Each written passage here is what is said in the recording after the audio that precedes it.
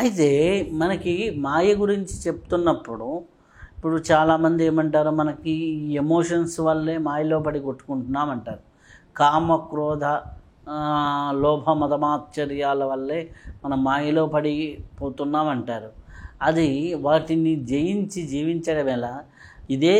ఇదే శాశ్వతం కాదంటే అదే ఇంకా దాంట్లో పడి ఇంకా శాశ్వతం కాదు కదా. అది ఎట్లా అర్థం చేసుకోవాలి? ఇది నిజమనుకోవడం వల్ల ఇవన్నీ నిజమవుతుంది, కానీ తత్కాలం దానిగా చర్యగా గుర్తిస్తే పోతుంది కదా. ఏదుంటే అది, ఎలా ఉంటే అలా, ఆ సిచ్యువేషన్కి సంబంధించి నా విధంగానే కదా మీరు ప్రవర్తిస్తారు. ఎలా గప్పుకుని ఏదైనా ఇష్టం అనుకోండి వెంటనే పట్టుకుంటారు కదా. అప్పుడు ఆ క్షణంలో జరిగిన చర్య సృష్టి అలాగే జరుగుతుంది. కామం కానీ, క్రోధం కానీ, లోభం కానీ, మోహం కానీ, మదమత్సర్యాలని తత్కాలపు చర్యలుగా గుర్తించక నిజం అనుకుంటున్నాము. ఆ నిజం అనుకోవడం మాయ, నిజానికి అది తత్కాలిక చర్యగానే ఉంది. అదే భయము, అలాగే మనకు ఉన్నటువంటి భయము, బాధ, ఇవి కూడా తాత్కాలిక చర్య. అందులో భాగమే కదా. పెడితే ఆనందపడతారు, కొడితే బాధపడతారు, తత్కాలిక చర్యలే, అంతే కదండి. అవును. ఇప్పుడు మన చాక్లెట్ పెట్టామనుకోండి ఆనందపడతాడు, గిల్లితే బాధపడతాడు కదా పెట్టాడు. అలాగే ఉంది కదా సృష్టి అంతా. అవును.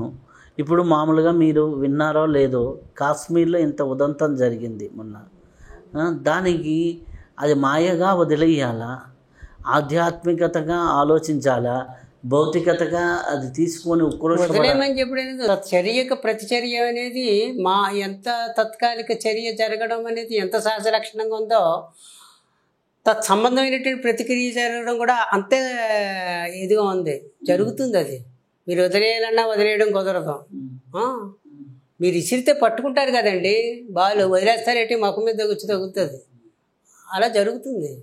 వారు మన వాళ్ళని ఇబ్బంది పెట్టి బాధ పెట్టేస్తే ఊరుకుంటారేంటి? ప్రతిచర్య ఏంటనేది జరుగుతుంది. దానికి అదంతా అందులో భాగమే, సృష్టిలో భాగంగా జరుగుతుంది. ఏం జరగాలనేది ఉందో అదే జరుగుతుంది. వాళ్ళు అలా చేశారు, నెక్స్ట్ ఏం అనేది ఉంటుంది కదా, అదే జరుగుతుంది.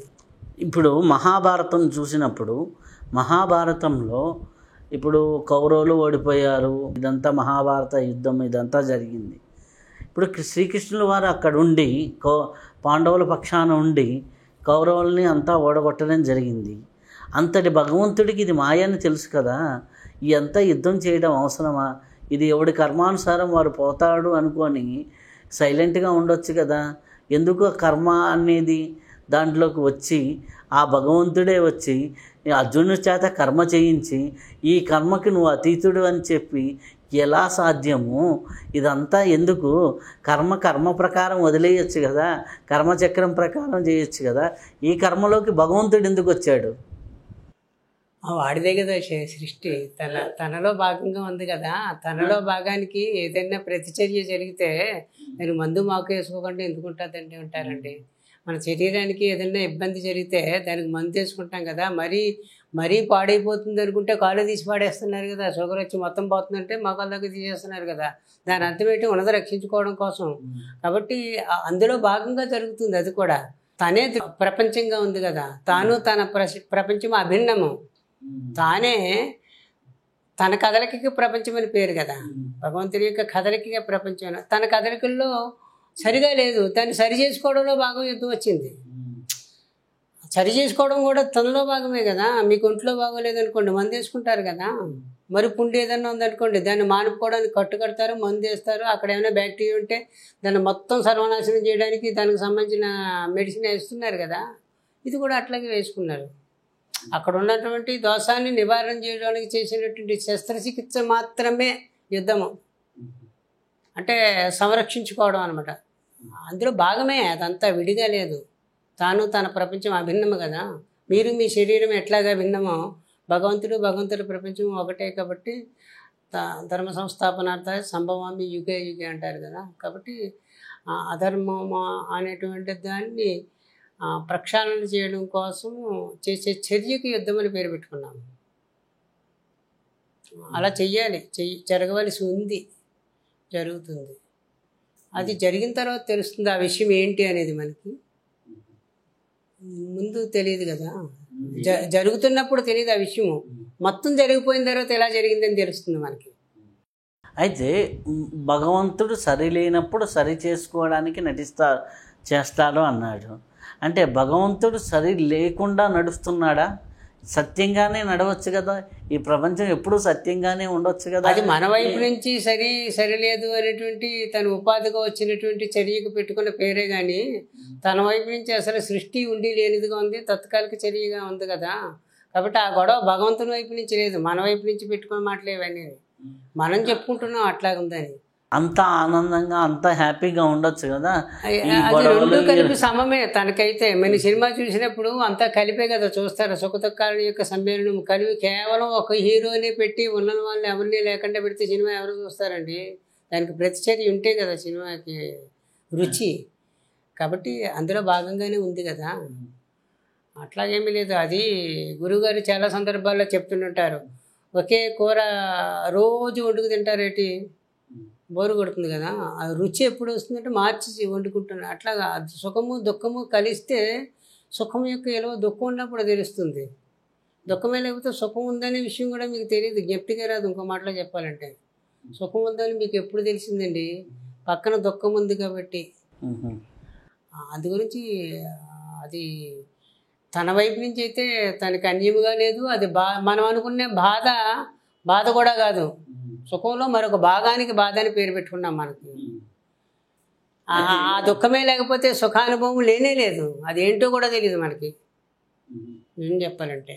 అయితే ఇప్పుడు మనకి వచ్చేసరికి చాలామంది అంటారు, వీడి చపల చిత్తం ఇంతేరా అంటారు.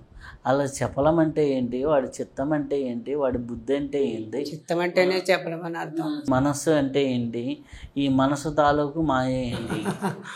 కాదు, ఒకే దానికి అన్ని పేర్లు పెట్టుకోవడం జరిగింది. తానన్నా చిత్తమన్నా చపలమన్నా ఆయా సందర్భాల్లో పెట్టుకున్న పేర్లే కానీ తానే మాయ. అంటే పట్టయే మాయ, రవిశాస్త్రే మాయ. కాబట్టి ఆ తర్వాత వచ్చినంత మాయలో భాగమే కదా. దానికి ఏ పేరు పెట్టుకున్నా ఒకటే లెక్క వస్తుంది.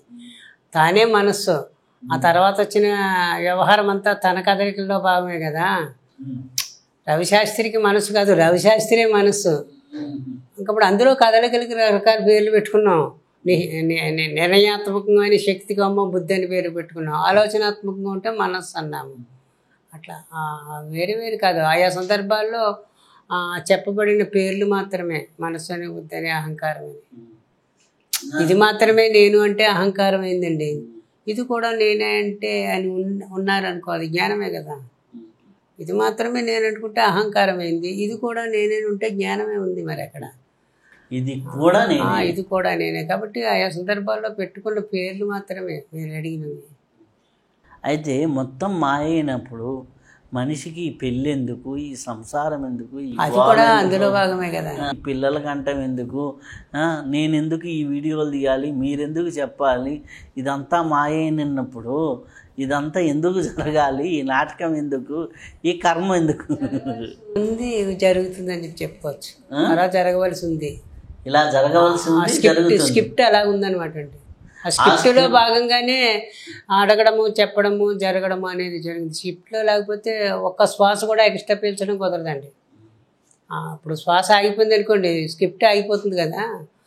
స్క్రిప్ట్ జరుగుతుంది, మాట్లాడటము, చెప్పడము, చేయడము, మళ్ళీ దాన్ని టెలికాస్ట్ చేయడం, ఇదంతా స్క్రిప్ట్లో భాగంగా జరుగుతుంది. ఇందులో ఎవరి ప్రమేయం లేదు, ఉన్నట్టు కనిపిస్తుందండి.